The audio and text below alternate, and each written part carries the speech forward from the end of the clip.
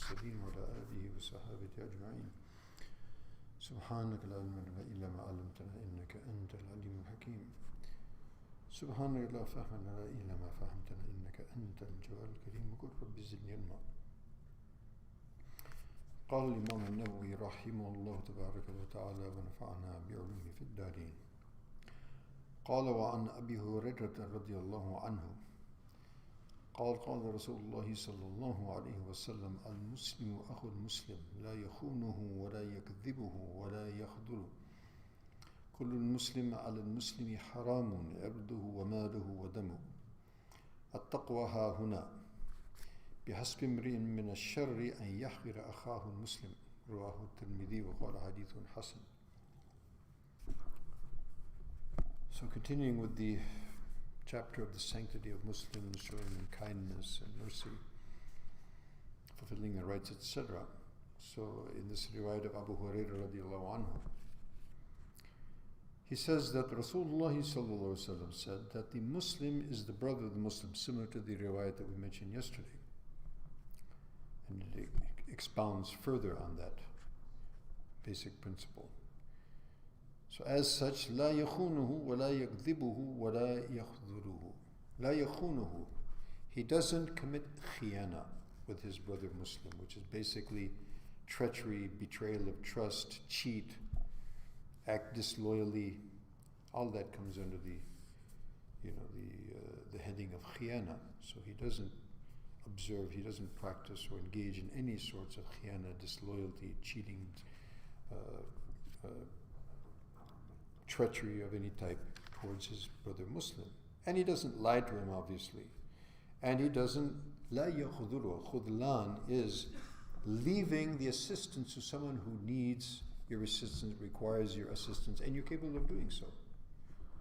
So a Muslim also, when he sees that his brother Muslim has some kind of need, he needs some assistance, and he's able to do that, he doesn't say, okay, it's your headache. We mentioned that yesterday. La yakhudulu. The more he comes with assistance as far as possible. Then Nabi Alayhi Wasallam further continues, Kullum Muslim ala al-Muslimi haram. Every Muslim is upon another Muslim haram. Meaning what?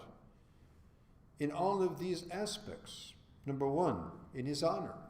Every Muslim, his honor upon every other Muslim, it's haram to, tarnish his honor or attack his honor in any way, shape, or form. In other words, preservation of his honor is a must. Similarly, his property, وَمَالُهُ, his property as well. And his blood, وَدَّمُهُ, honor, property, and blood. And then some points to where it all emanates, to where do these qualities and characteristics emanate from? From the heart. In the body of the human being is a clot of flesh. If it's corrected, then everything that the human being does is correct. And if it's corrupted, then everything that the human being does is corrupt. And what is that? The heart. So Nabi says, "At-taqwa hahuna." And so taqwa, which is what we're all aspiring to become, and this is what the Quran invites us to be, people of taqwa. Guidance is for taqwa, and the aqibah and the best outcome is for the taqwa. So where's the place of taqwa? It's in the heart.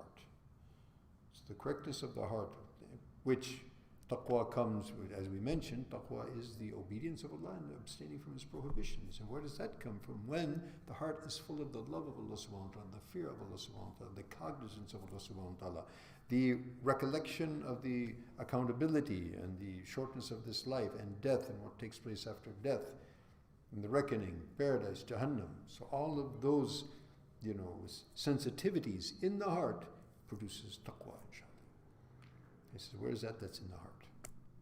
And then Nabi Sallallahu Alaihi Wasallam goes on to mention a very critical thing, you see. بِحَسْبِ مْرِمْ مِنَ الشَّرِّ. It's enough for anyone in terms of being engaged. It's enough evil for anyone to do this. What? أَنْ يَحْقُرَ أَخَاهُ الْمُسْلِمِ. To consider his brother Muslim, lowly or beneath him or look down on him. I'm better than him. This is basically what happened between Satan and Adam. What happened? Adam was humbled and Satan was arrogant. And a sign of arrogance is thinking that I'm something and I'm better than everybody else, or anyone else for that matter. one of the interesting stories of how Islam spread in the Indian subcontinent, that during the time of, and previously the Genghis Khan and his hordes, who had taken control of the Muslim lands and slaughtered millions of Muslims all over the Muslim world. One of their proponents and one of their their big shots in one area, one Muslim sheikh happened to wander into his hunting grounds unknowingly, unwittingly, and he was caught, and he was brought to the king, and he was brought to that Amir, or that individual, that Tartari. And there was a long discussion, it's a long story, but in any case, so he mentioned, what's better, you or my dog? He mentioned his dog over there. And he said, actually, my dog is better than a Muslim. So the fellow said, yes, you're right. If I leave this world without Iman, your dog is better than me.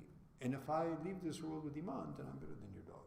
So in other words, we don't know even that we're better than animals. After all, animals on the Day of Judgment, they will be turned to dust, and the person of disobedience will say, Ya laytani kuntu turaba.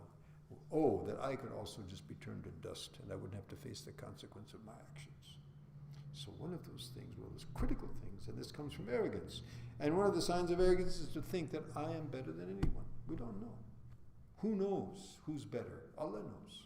Nabi ﷺ mentions a very amazing hadith. He says, Ruba ashath aghbar, law aqsama Allah la barrahu. We look at the guys, well-dressed, well-kept, nice big house, good watch, nice Mercedes. Oh, this is somebody honorable. Honorability has nothing to do with those things. Honorability is, as Nabi says, at-taqwa haahuna, in the heart. So Nabi ﷺ says, there are such individuals, they look unkempt, they might have dirt on their clothes, the dust is settling on their clothes, they don't have the wherewithal to keep their nice spotless clothing, well ironed. And you look at them, he looks like a common laborer or somebody, off the street, unkempt, nobody gives. And also, إِذَا مَطْرُودٌ بِالْأَبْوَابِ. If he knocks on anybody's door, hey, go, No one is accepting this fellow. No one has any regard or considers this person of having any status. However, Allah, with Allah he has such a status that if he says, oh Allah, do this for me, Allah does it for him. Right? So we don't know, this person is elevated. Allah knows who's elevated and who's not. Right? So it is enough for a person, it's enough evil, more than enough.